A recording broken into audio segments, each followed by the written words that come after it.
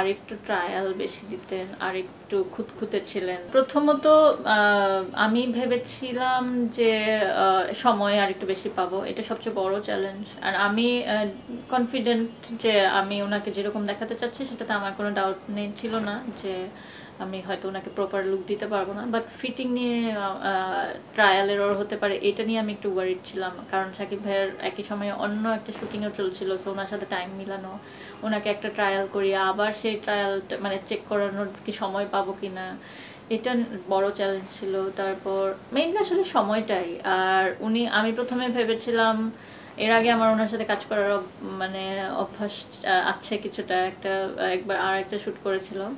So ওই সময় উনি আরেকটু ট্রায়াল বেশি দিতেন, আরেকটু খুঁতখুঁতে ছিলেন। আমি ভাবছিলাম যে এত কম সময়ে যদি মানে হোয়াট ইফ উনি বলে যে আমি এই কাপড়টা পছন্দ করছি না, এই স্টাইলটা পছন্দ করছি না।